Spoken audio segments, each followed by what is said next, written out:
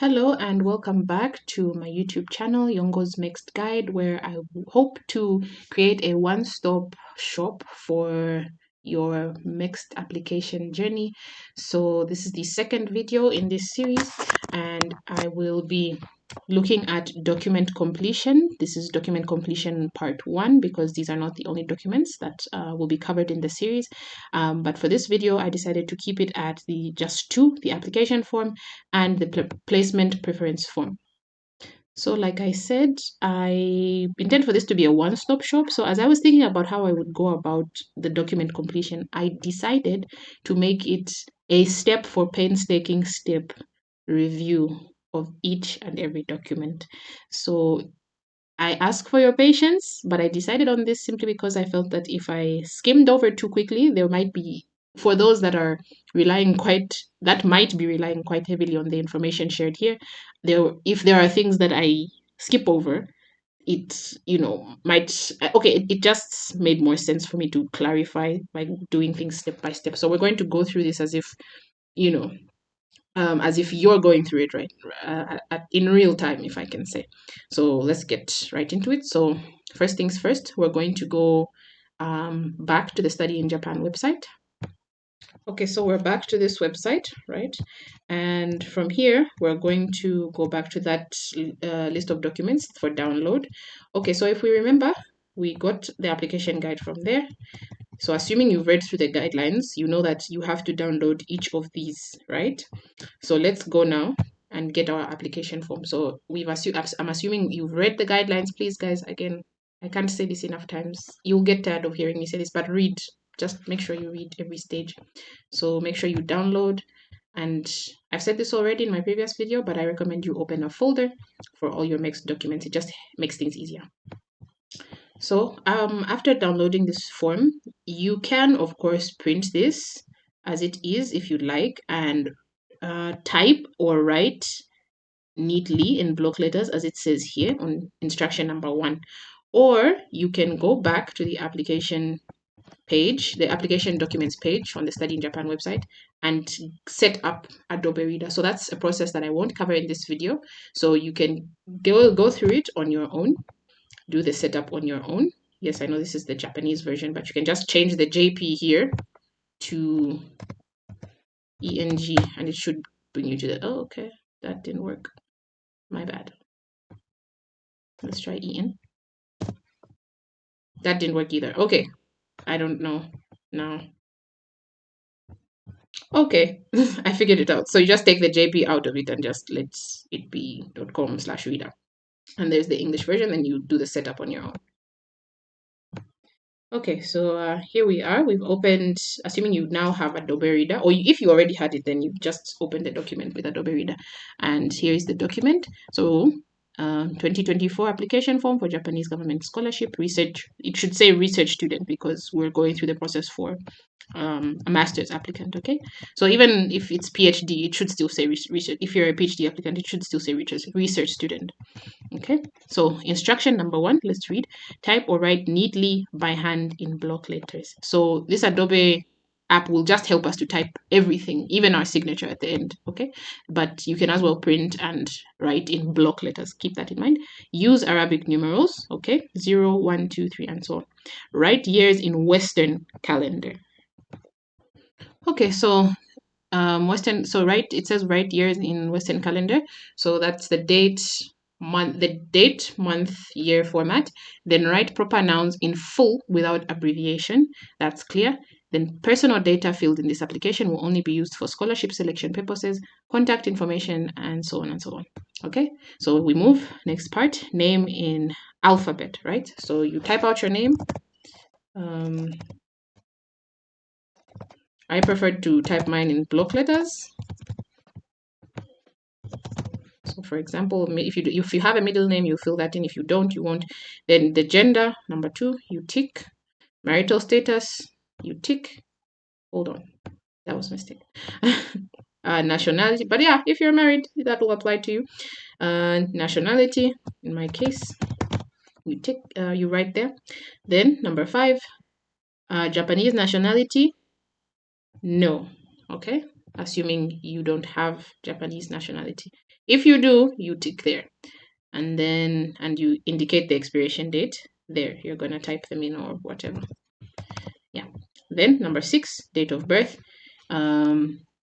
If you were born in 2000, I was not, but that's just for the sake of us writing something. Okay. So here they've specific. You write next to the box the year. For the month, next to the month, you write the month, and the day, you write the day. Then age as of April 1st, 2024. So you just take note of what age you'll be by this date, if you'll be 23 or 24 or whatever. So these are just for the sake of filling in. This is not true to me as such, but yeah. Then before we move to number 7, let's talk about this here. So on this part that says paste your photo or digital image taken within 6 months. So just try to ensure it's as recent as can be, as they've indicated. Then write your name and nationality on the back of the photo. This is in the case of you handing in physical documents. Otherwise, if you're doing it soft copy, there'll be no chance for that. So you can just click there, and it will prompt you to browse for your images. So there is mine. We'll use it just for the sake of this discussion. Okay, so there you go. You've added in your photo. Then you move on. Let's move on. So 7, current address. Do not omit city name. So you will type in whatever you need to there. Country, you type it in. Then if you currently reside in Japan, what is your current visa status? You type that in if that applies to you. Then an applicant with permanent resident or long-term resident status must change his/her status to student if selected. If you are residing in Japan but are not Japanese, I guess, be aware that application for the original status after student status is expired may not be necessarily approved. So you just take note of each of those things when you go through them. When you go through this document. Then let's move now. Then here it says your address before departure for Japan. So for instance, this applies to people who have different addresses, because for me at the time of applying, my current address was different from my address when at the time of departure for Japan. So if it's same as above, you just tick there. Then if not, the current address will be changed as follows. You tick there, then input your current address there with the country there. So suppose at the time of applying, maybe you're in South Africa or something, you write your South African address there, and the country there will be South Africa. Then if your address will change before departure, you tick there, write, if you're coming back to Zambia, for instance, you write your Zambian address, country Zambia, just like that. Then let's move. If the current address will be changed at the time of leaving your country, please check the box of the current address will be changed as follows and specify the new address. If the current address will not be changed, check the box of same as above, as I've just said. Then, if your address before departure for Japan is outside your home country, do you understand that an airline ticket to Japan will not be provided? Yes, you just have to understand, guys. That's an understandable thing. Then, name of Japanese diplomatic office where you will apply for visa issuance. So on this part here, you will write embassy of Japan in such and such and such, whatever country it is you belong to. So the first 10 minutes of the video session is coming to an end. So I'll just pause the video and we'll continue in the next 10-minute session. Okay, so as I explained in the first video, for those of you that didn't watch that one, I'm using an app that only lets me record at 10 minutes at a time. So every 10 minutes I have to stop. But it's also a good way of just like helping me keep track of the time. So let's move on to the phone number part. So you're going to put in your phone number there with your country code and your email. So this, of course, you mustn't write it in caps. Yeah, you write your email there, at such and such.com. Okay. So for me, before we move on this part here, right, as they have suggested, make sure you write it as it states on the webpage of Ministry of Foreign Affairs or the embassy itself. So I just Googled Japan Embassy Zambia and then wrote what came up.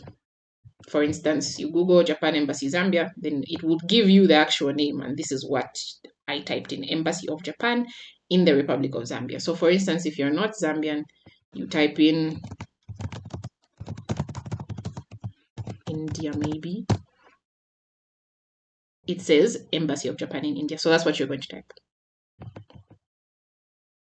Or if you're really unsure, you just visit that website there. So we've typed in our phone number and our email, and then they say here that you are suggested to write an email address that can be used continuously before, during, and after your stay in Japan. So there, as we've observed from what we've gone through on the first page, there are all these little notes, guys. They're just doing their list. I know the document looks bulky and it looks like there's a lot going on. Personally, yeah, that's how I felt about it when I first opened it. But these are all just to make sure you understand as much as possible what needs to be done. Okay, next page. Okay, so we move on to page number 2. Item number 8. Have you been awarded a Japanese government mixed scholarship in the past? So this is in the case of, let's say, maybe you're a a former master's student, and you were under mixed and you've just finished your master's and you want to do your PhD under mixed again with mixed support. So that's when you would tick yes if this applies to you. If yes applies to you. If not, you just say no.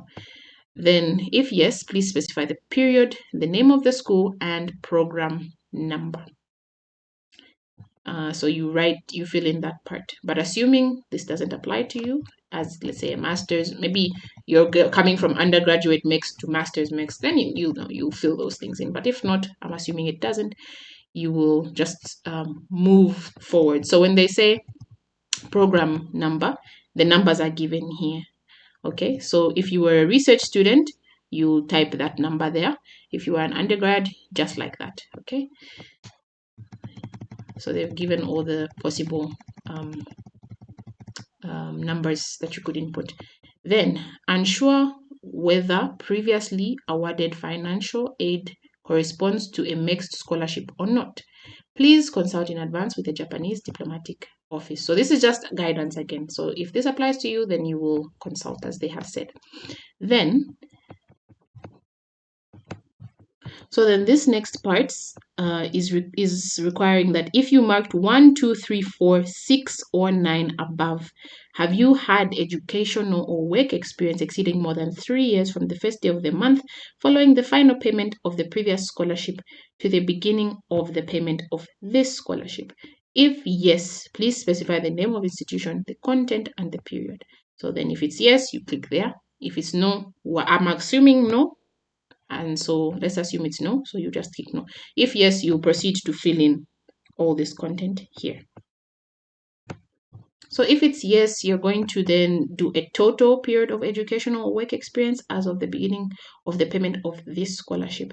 So you'll type in the years and months after adding up everything that applies here. Okay, but that's only if your answer, that's only if your answer to this question was yes. If it's no, this doesn't apply to you either. Then we move on to number 9, item number 9. Are you applying for any other Japanese government mixed scholarships, including the programs for which scholarship payments will begin in fiscal year 2023, although their final selection results have not been decided yet, and the programs for which scholarship payments will begin in fiscal year 2024? It is not allowed to apply for other Japanese government mixed scholarships at the same time. So this is just for them to make sure that you're not going to clash should you be successful with this. Okay, so if you're applying for, of course, I'm sure they also understand that other opportunities you may wish to go for them.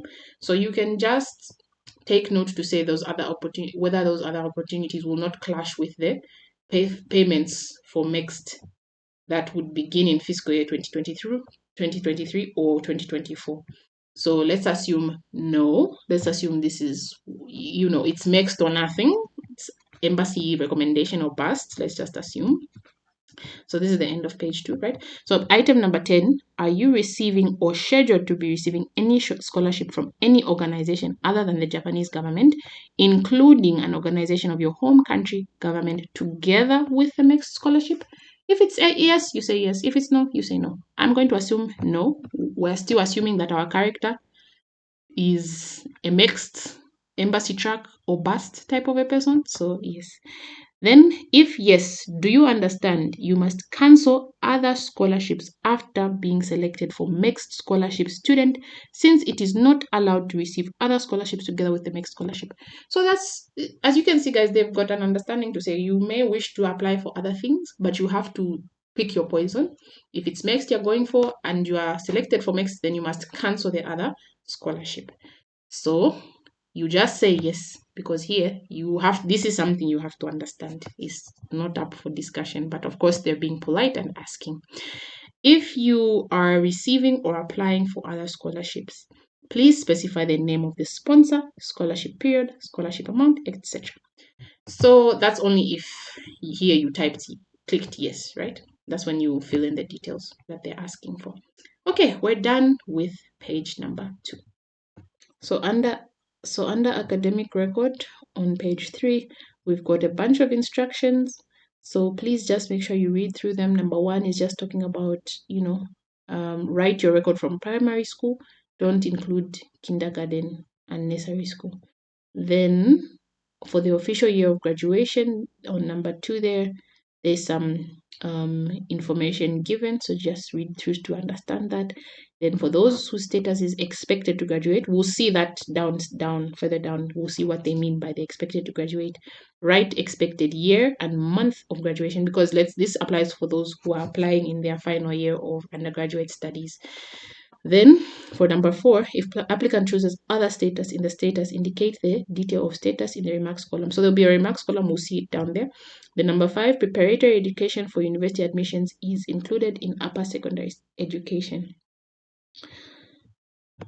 So by preparatory education, I think this is referring to like maybe those of us that had to go through A levels, for instance. I think that counts as preparatory education for university admission. Yeah, or anything else that applies to you. So you count it as upper secondary education as they've specified. Then, if the applicant has passed the university entrance qualification, indicate this in the remarks column. So I'm assuming, this is just an assumption, guys, because personally this didn't apply to me.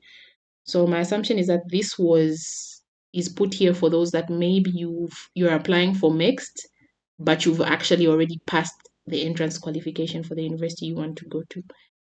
Yes, the cases are different, I guess it's just what it means. Then any school years or levels skipped should be indicated in the remarks column.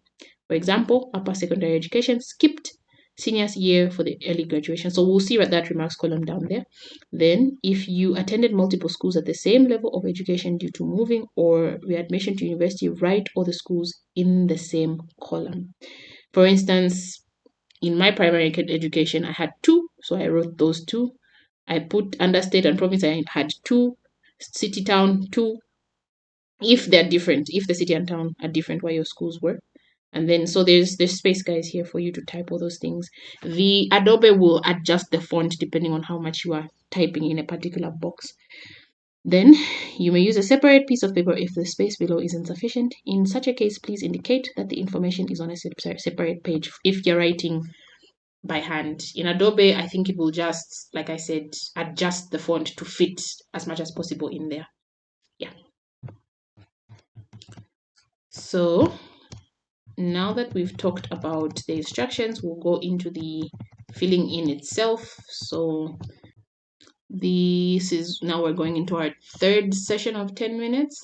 So there you will type in your primary school or elementary school education, and then the state and province, city, town. Sorry about that. From what year and month to what year and month. So again, if there are 2, I think Adobe lets you type in multiple entries, right? There you go. Then state and province, if they're all in the same state and province, you'll just have 1 entry there. If not, you'll have 2 entries. Same for city and town. And then here you'll just tabulate the total from which year all did you attend all these schools to which year did you attend all these schools, and then the months in there, and the total number of years there. If it's what primary is, what I don't know. If it's primary, let's say like what from grade 1 to grade 5, right? So you type your 5 years there. Then under status on these primary, lower secondary, upper secondary, the status is not something you fill in. And there's a reason for that. We'll see it as we go down. So you fill in a similar way the lower secondary information, the upper secondary information, and then we are here now at the tertiary and higher education or undergraduate. You fill that in the state and province, city, town, from which year to which year and month to which year and month, then the total number of years. So then this is where now status becomes important. Why? Because they want to know if you've graduated, if you are expecting to graduate, or other. This is where that remember that point they gave an instruction on. This point number 4 comes and has its place here. So if your status is other, like there's something you need to explain about your situation, you click there and you'll explain it in the remarks section here. But let's assume that our person has, our character for today has graduated and this is bachelor level, they'll tick there. Then if you've done maybe a second degree, you type that in, or if it's graduate education, you type that in. You indicate there the dates, the total number of years. Have you graduated? Are you expecting to graduate? Other. Is it master's level or is it doctorate? So for instance, if our character had gone to maybe U Tokyo and they were a mixed applicant and now they want to become a mixed applicant but PhD, they'll type in U Tokyo, state, province, city, town, from which year to which year, and the total number of years graduated. Let's assume they're expecting to graduate and they've come, it's a master's level, right? And then now they're applying as a PhD student. So that's what they would go through.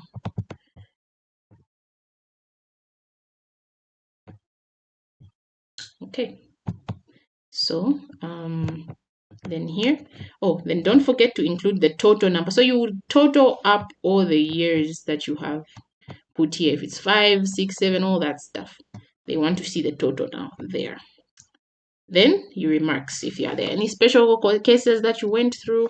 So for instance, for me, I did A levels, so I would say in between, like I had a gap between 2014 and 2018 when I started, 2017, sorry, when I started school. So in between there, I just explained that I did 2 years of A levels, what.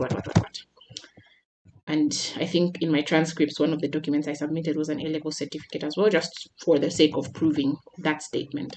So let's now move on to page number 4. Okay, so here we are at page number 4. Then item number 12. So field of specialization studied in the past. Be as detailed and specific as possible. Okay, so let's talk a bit about that one.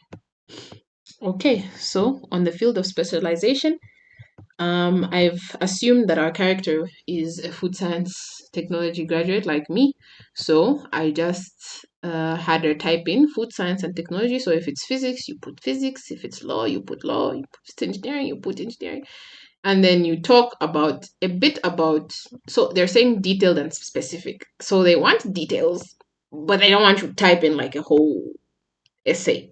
The space is relatively small. So make use of it to be as detailed and specific as possible. So in my case, I just talked a bit about I made sure to bring out the fact that my undergraduate degree was both a coursework and research degree program.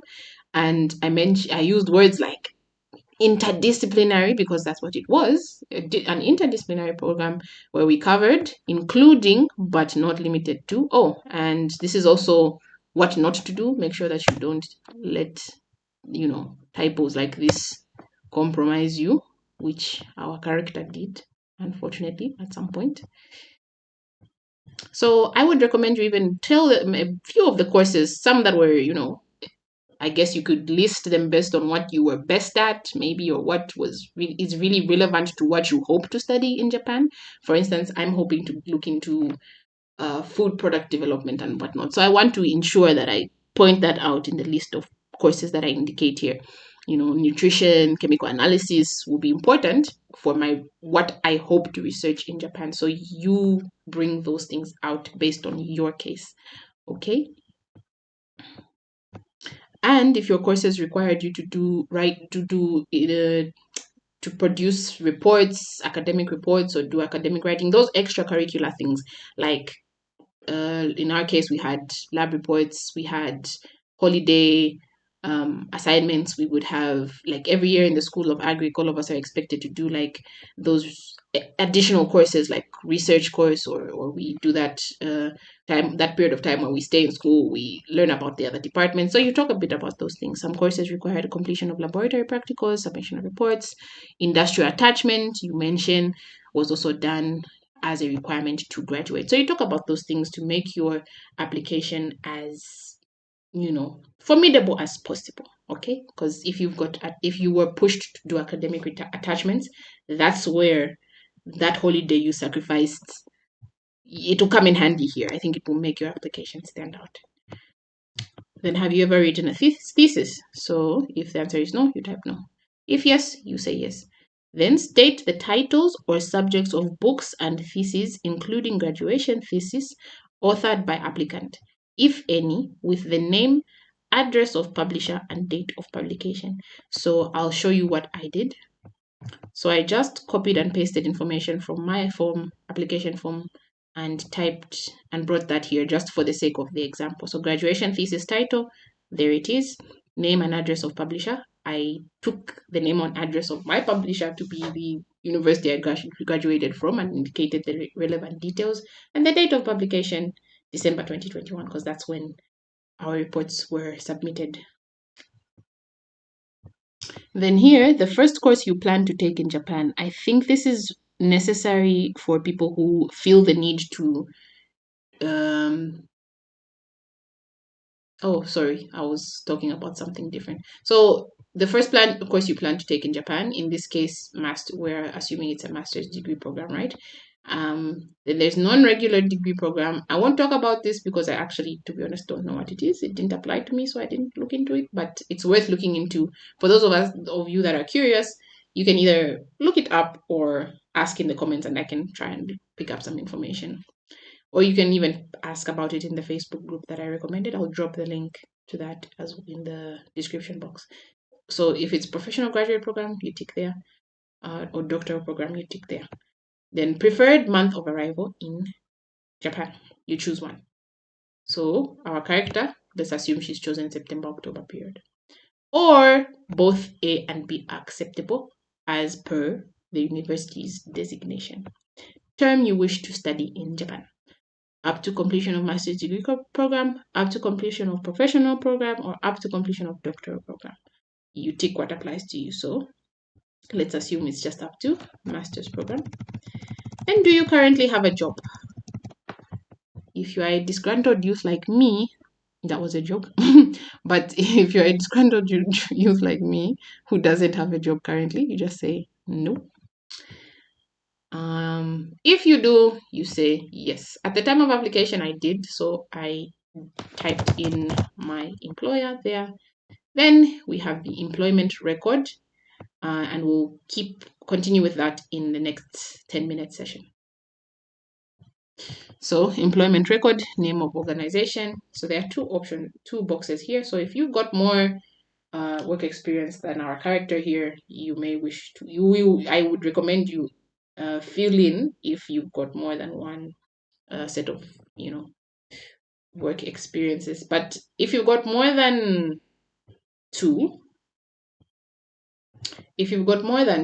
I would recommend, for the choice of which two to include here, choose two that you've got good relationships with, because you may wish to get recommendation from one of those same two, and also two that are relevant to, what you want to study, or relevant to the skills that you picked up that will make your application more credible and more formidable. Okay, so there's the period of employment there, the position that you held, and the type of work. So I'm just going to let me go copy some and paste some examples here just for you guys to see. Okay, so name and location of organization, there she is.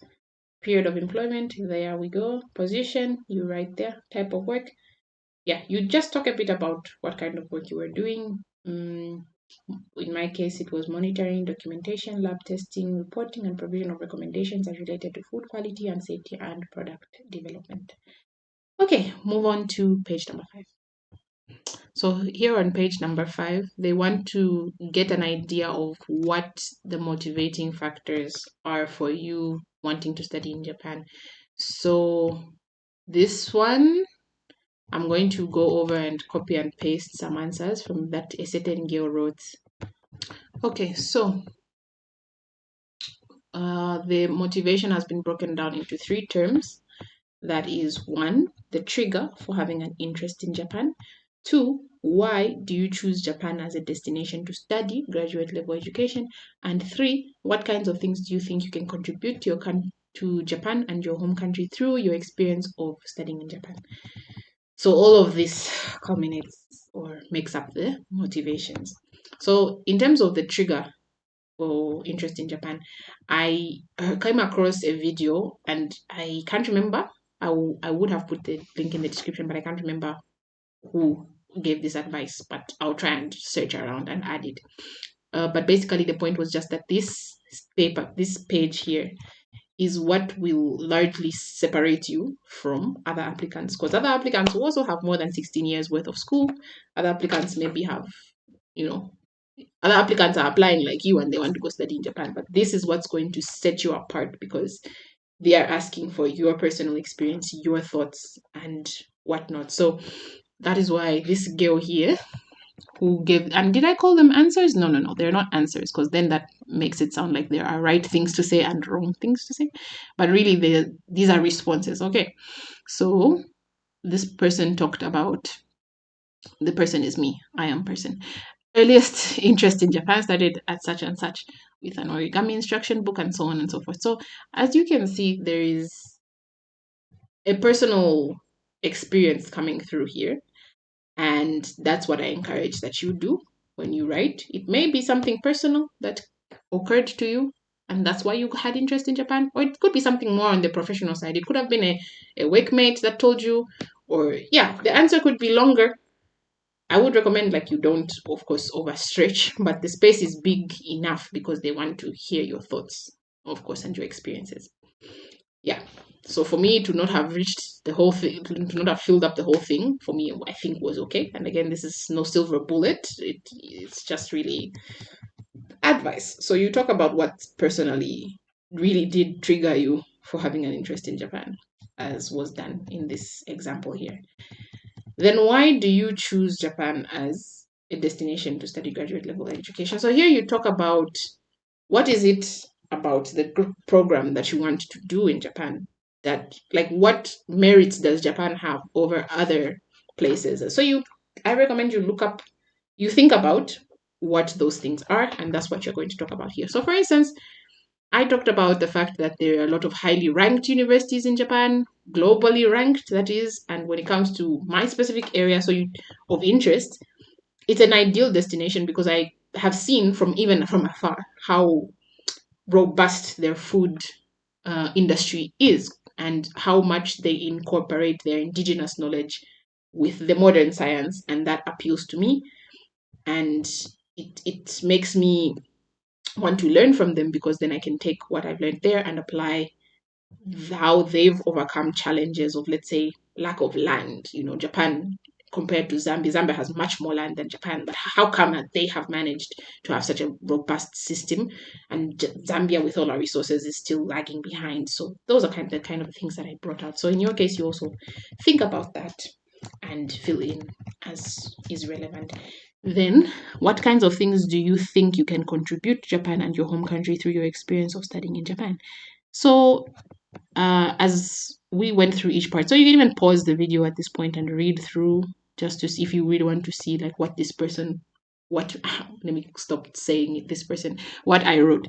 So Japan supports many projects. So on this part here, now they want to know, because here of course you talk about what your motivation is for studying in Japan, why Japan. That's what you hope to get from them. But in this third portion here, they want to know what will they or benefit from sending you to their country and letting you chew their taxpayers' money.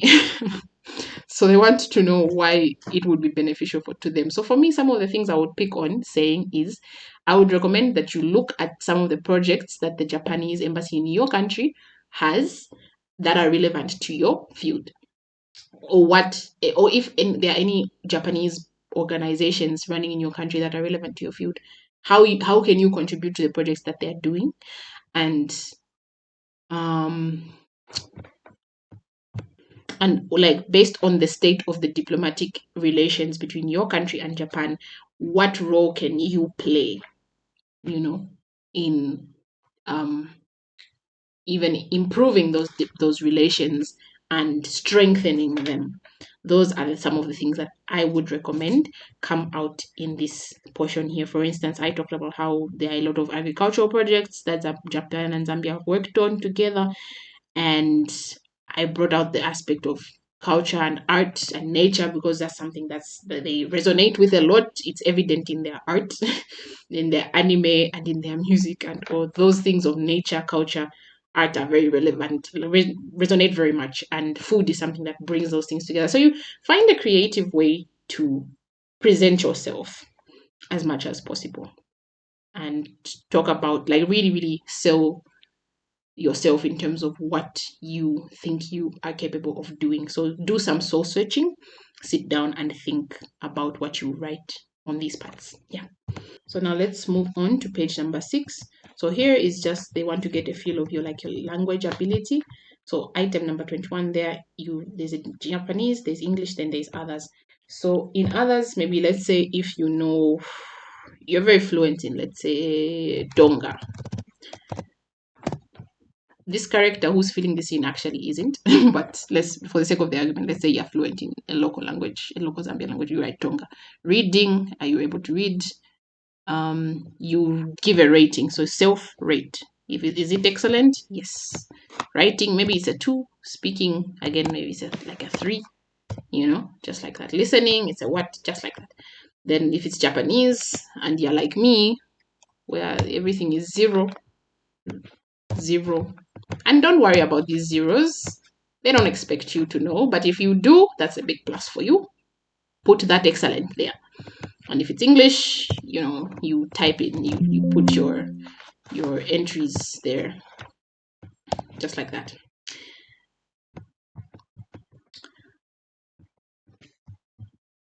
So then the Japanese language qualifications. So JLPT, there's something called JLPT.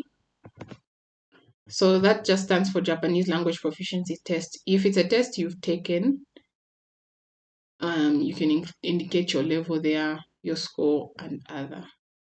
But if not, I think you can leave this blank if you've never taken JLPT before. Because if you've taken JLPT, then you'll know what your level is, you'll know what your score was, and you write other. Other, for me, I personally used this as an opportunity to say that I've done a couple of Japanese language short courses. So on this part, I'll show you what I filled in. So that's what I use this other box as an opportunity to talk about any Japanese short course, if at all you've taken one. For those that have, I think this is a good chance to, sorry, the video cut, but basically I was just saying that this is your chance to flex a little if you've done some Japanese language course. There's a full course at Onza that's offered. I think you've been given a certificate, but even these short courses where we were given certificates for these short courses, so I submitted mine as part of my application package. Then number 24, accompanying dependents, provide the following information if you plan to bring any family members to Japan. All expenses incurred by the presence of dependents must be borne by the grantee. Take note, applicants are advised to take into consideration various difficulties in finding accommodation. Therefore, those who want to accompany their families are well advised to come alone first, then let them come after suitable accommodation has been found. So that's just some advice for you. Those of you that intend to go with dependents, we'll skip that over, assuming our character here is very much not in with not bearing the responsibility of going with a dependent. Then contact person in your home country in case of emergency. Just fill in the name there, the relationship they have with you, and their current address, and their occupation, phone number, and email. Then past visits or stays in Japan, list from your most recent visit. So if you maybe went to Japan previously on a short exchange program, okay, that is where you fill that information in, and maybe that short exchange program is what was triggered your initial interest in Japan, and that would is something you would have talked about in the previous pages of the application form.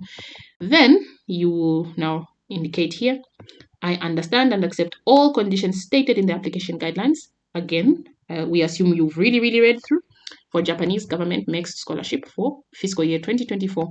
And upon confirmation of my qualifications for application as stated above, I hereby apply for this scholarship.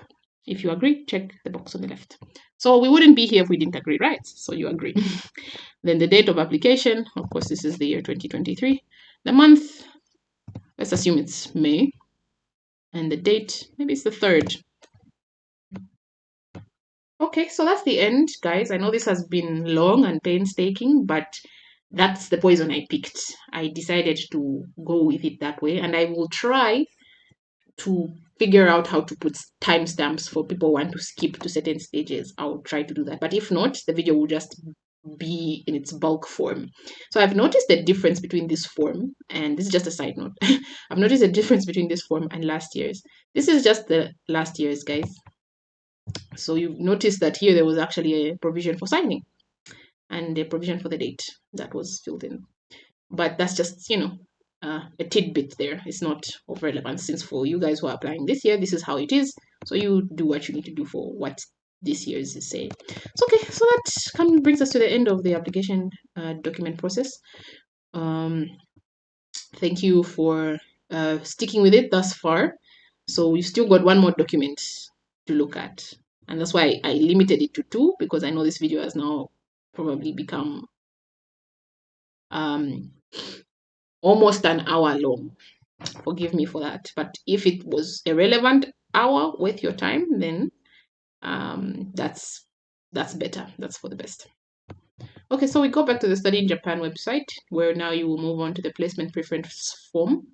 Download it. Whoopsie. Okay, so you've downloaded your placement preference and opened it in Adobe or printed it out. So it's just one page. We will not be here for an hour, I promise. But we're still going to painstakingly go through each stage. So name, you write your name there. For the name part, I preferred the block letters, but it's not necessary. You just need to, let's say, ensure you write the first letter as a capital letter. Pardon. Then your given name, that's your first name. So here's surname, first name, middle name. Gender, let's assume our character is a female. Nationality, you write date of birth, you indicate the year, the month, the day, and the age as of April, what. We've been through this, so you indicate those things there. Then field of study in Japan, you indicate there. So I abandoned that empty document and just started to come over to the one that I filled in for last year, because there's something I want to talk about. So on field of study, assuming you've read the guidelines, you will know that the field of study they're expecting you to talk about is something related to what you did at undergraduate level. That's one of the requirements for the scholarship. So it doesn't have to be like on the nose, like exactly, but it has to be related, right? But in my case, it's pretty on the nose. Food science is what I'm interested in. Then detailed field of study. So here you give like a brief sentence or two related to what you want to study. I'm sure, because this scholarship for you to get it, you will be required to submit also another document we'll go through called a study plan, right? And in that study plan, you will have to talk to them about the specific research you want to do. You may be part of a program, a graduate program, and it will have its own courses and requirements. But one of those requirements, of course, will be a research, because it's a master's. There's no running from research at this point. So here I recommend you talk about briefly, let's say In this case, it's a food scientist, food product development related to the use of edible insects for food-based fortification in commonly consumed foods for use as a potential source, and so on and so on. So that's what you can indicate there. Then let's move on to the next part, because I promised we will not be on this document for an hour. So let's go through these instructions here. Oh, then there's also another instruction on this part. Fill in the above within 50 words in English or 100 characters in Japanese. So just take note that you keep your detailed video study on this part within the word limit. At least here they've given us a word limit. On those other parts, if you notice, there was no word limit. So I guess there's a reason for that. They just wanted, like in the application form is what I'm referring to. They wanted us to, give our views and all. So fill in the names of the universities you wish to attend, no more than 3. That's why there's only 3 slots. Those who have passed the first screening shall contact Japanese universities no more than 2 at the same time. You wish to attend and request a letter of provisional acceptance. What's that? We'll talk about it. Do not fill in the name of any universities you have already been rejected. Suppose you got in touch with a university before the next opened in your country and they rejected you. You mustn't fill that in here. But if you got in touch with them, they even maybe accepted, you have a provisional acceptance already from that university, because it's possible some people have that in their case. You will indicate them there, maybe even as your first choice, you know what I'm saying? Then do not that you've been rejected. Okay, next we'll request your acceptance only to the universities listed below. That means you mustn't indicate some university where you've been rejected. Okay, so the choices now, in terms of, now we can talk a bit about how do we choose which school we want to go to. So in the next minute or so, I'll try to explain based on my experience. So you may wish to Google what related to, let's say let's go to the search engine and Google, for example,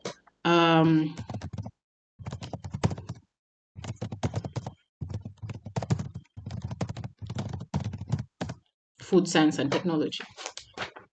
Here are the best global universities for food science and technology in Japan. So you start now going one by one.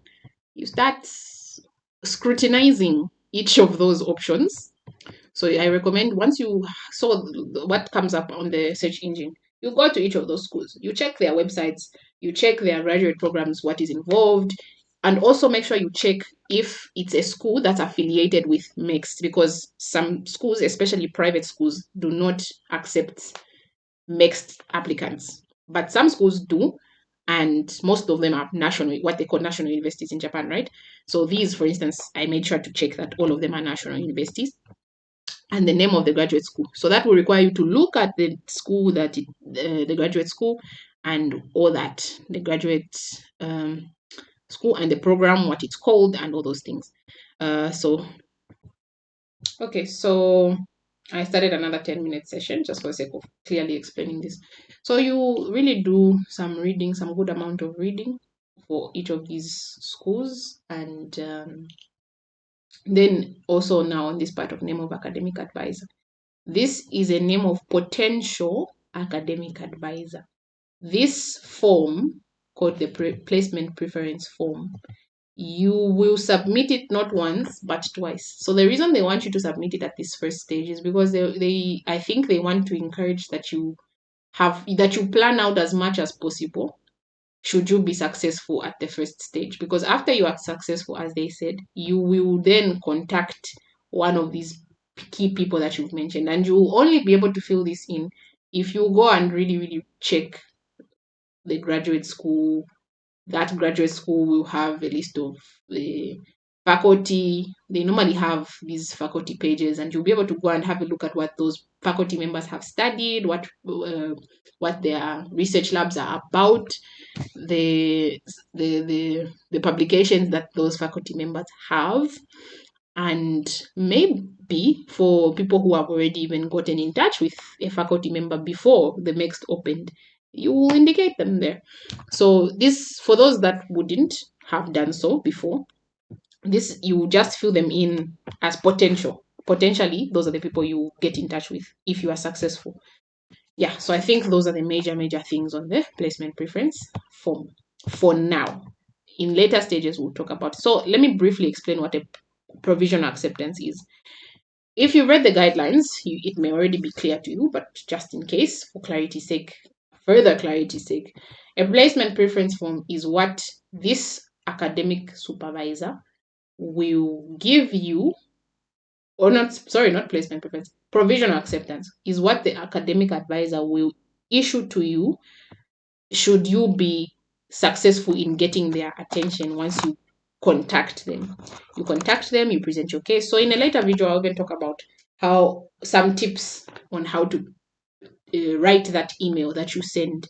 But we'll do that when we get to that point. We'll cross that bridge when we get there. I'm hoping for those that have tuned into the channel, listened to this point, and gotten something out of it, I hope for the best for you, that once you get to that point, we'll be together again talking about how to write that email to your professor or your potential professor. But outcomes may change. That is why this form, after you've gotten provisional acceptance, you will submit it again because things might change. For instance, in my second submission of the placement preference form, after getting provisional acceptance from 2 professors, this university was no longer there. And also, this person was not the one that accepted me under this university, under Sukuba. This Hiroko Isoda was not the one that accepted me, gave me the provisional acceptance under Sukuba. So those are just some of the things that they take into account and why they want you to submit it again later, at a later stage. But otherwise, I think we have come to the end of our very, very long video. And this was just filling in of 2 documents. But thank you for tuning in. Please, please, please leave questions. If you've got questions, please leave feedback just so that I can help improve this platform as much as possible. And yeah, we'll meet on the next in the next video. Bye for now.